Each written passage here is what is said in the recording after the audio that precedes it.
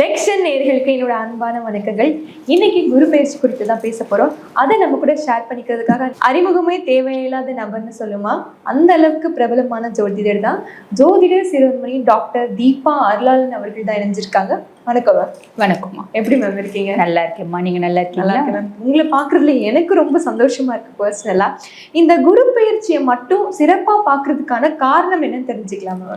கண்டிப்பாம்மா. பொதுவாகவே குரு பயிற்சியை சிறப்பாக தான் பார்ப்பாங்க. ஏன்னா குரு வந்து பார்த்தீங்கன்னா தேவகுரு, பிரகஸ்பதி, முழு சுபர் அப்படிம்பாங்க. எல்லாருக்கும் மனசுல ஒரு பெரிய நம்பிக்கை என்னன்னா சனினா கெடுப்பார், குருனா நல்லது செய்வார் அப்படின்ற ஒரு நம்பிக்கை. ஆனா எந்த பிளானட்ஸும் முழுசும் நல்லது செய்வாங்களா? குரு வந்து பாதகமான பலன்களும் கண்டிப்பா கொடுப்பார். ஆனா சனியை பத்தி எல்லாரும் நினைச்சுட்டு இருக்காரு பார்த்தீங்களா, அவர் கெடுக்க தான் கெடுப்பாரு அப்படின்னு. சனி நிறைய நல்லது கொடுப்பாரு.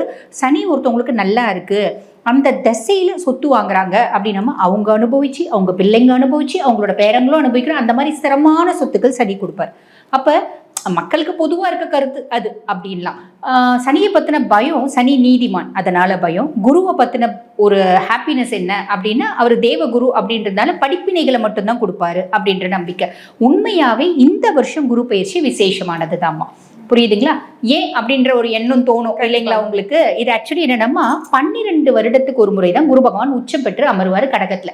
அந்த மாதிரி ஆஃப்டர் 12 இயர்ஸ் அவர் வந்து கடகத்துல உச்சம் பெற்று அமர்ந்திருக்கார். உச்சம் பெற்று அமர்ந்தது மட்டும் பிரச்சனை இல்லைம்மா. இப்ப சனி பகவான் யார் யாருக்கெல்லாம் கெடுக்கணும் அப்படின்னு இருக்காரு பாத்தீங்களா?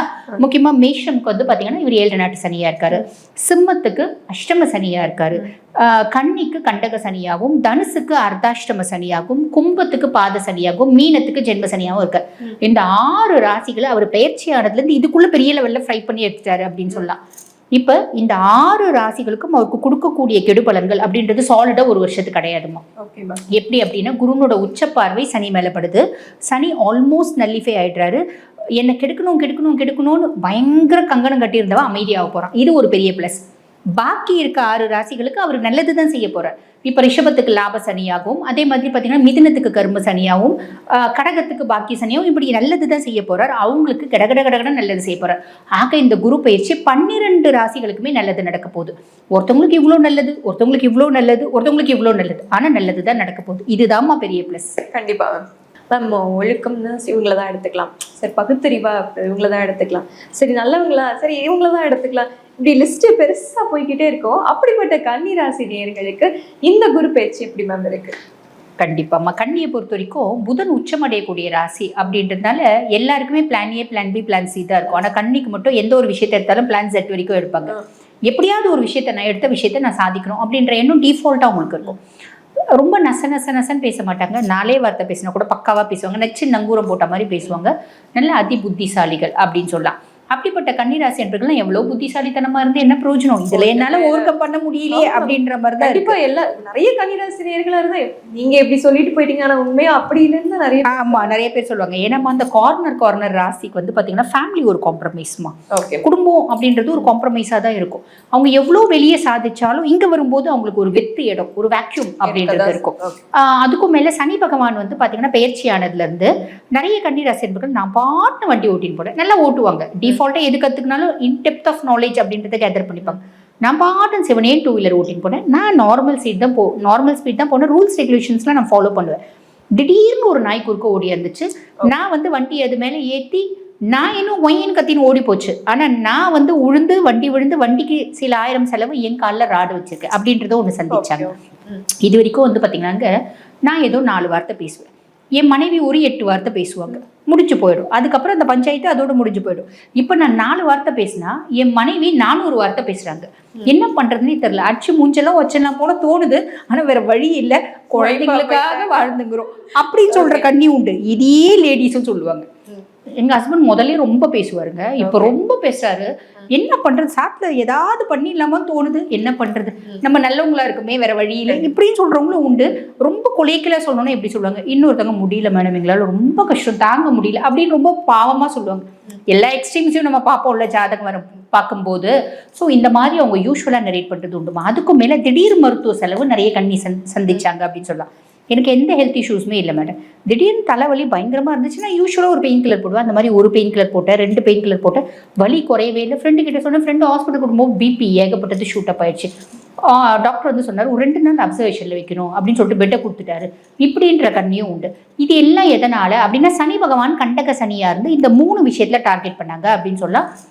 ப்ளஸ் என்ன அப்படின்னா சனி மேல குருனோட பார்வை விழுதுமா. சனி கண்டக சனியாவே தான் இருப்பார், ஆனா உனக்கு எந்த கண்டங்களையும் கொடுக்க போறது, அது ஒரு பெரிய பிளஸ். அதுக்கும் மேல சனி பகவான் இப்ப நல்லிஃபை ஆயிட்டார், பெரிய பிளஸ். அதுக்கு மேல குரு பகவான் வந்து பாத்தீங்கன்னா இப்ப லாபஸ்தானத்துல வந்து அமர்றார், லாப குருவா இருக்கார். லாப குரு நீ செய்யக்கூடிய தொழில், நீ என்ன வேணா வியாபாரம் பண்ணுமா, நீ உப்பு வியாபாரம் பண்ணு, ஊறுகாய் வியாபாரம் பண்ணு, புளி வியாபாரம் பண்ணு, நீ பெரிய இண்டஸ்ட்ரியலிஸ்டா இரு, பெருத்த லாபம் கொடுக்கக்கூடிய பொசிஷன்ல நான் இருக்கேன் அப்படின்ற ஒரு அமைப்பு.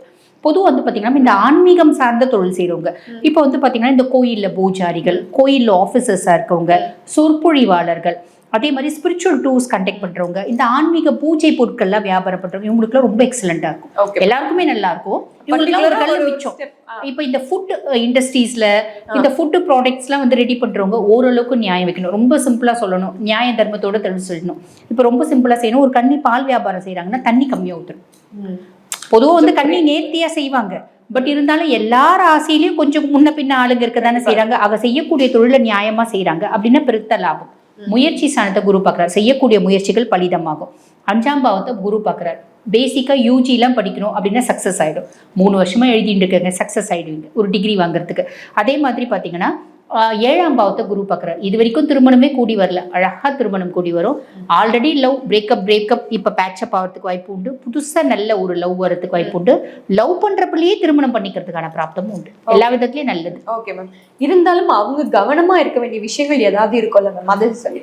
கண்டிப்பாம்மா. கண்ணிக்கு வந்து ராகு வந்து 6ஆம் பாவத்துல இருக்கா. எங்க கடன் கேட்டாலும் கிடைச்சிடும், கடன் கொடுக்குறாங்களேன்னு வாங்கிடக்கூடாது, இதுல கவனம் தேவை. அதே மாதிரி அளவுக்கு அதிகமான தைரியம் வரும். ரொம்ப சிம்பிள்மா. இப்போ நம்ம வந்து பார்த்தீங்கன்னா வீடு கட்டிட்டு இருக்கோம் அப்படின்னா வெளியே மண் செங்கல் இதெல்லாம் கொஞ்சம் கொஞ்சம் போடணும்னு வச்சுக்கோங்களேன். அந்த தெருவில் இருக்க 4 பேர் வந்துடும், இது வந்து எங்கள் அசோசியேஷனில் எங்களுக்கு டிஸ்டர்ப் ஆகுது, அது ஆகுது, இது ஆகுதுன்னுவா. அப்போ கண்ணி வந்து ரியாக்ட் பண்ணக்கூடாது. பொதுவாக அவங்க ரியாக்ட் பண்ண மாட்டாங்க, பட் ஓவரா ரூல்ஸ் பேசுறாங்கன்னு போது இவங்களுக்கும் கோவம் வரும். 6ஆம் பாவத்தில் ராகு கோவத்தை தூண்டி விடுவான். அப்போ என்ன பண்ண, ஒரு நிமிஷம் இது டிஸ்டர்ப் ஆகுதா, ஆமாம் ஒரு நிமிஷம் அப்படின்னு சொல்லிட்டு கதவு பூட்டி வெளில போயிடணும். நீ தனியா பேசிட்டு அப்படின்னு. இந்த மாதிரி 1 நாள் இல்லை 2 நாள்ல எத்தனை நாள் வந்து எதிர்க்க இருக்கவங்க நம்மளுக்கு வந்து ப்ராப்ளம் கிரியேட் பண்றாங்க. இருந்தா தானே கேட்கறது டென்ஷன் ஆகுது.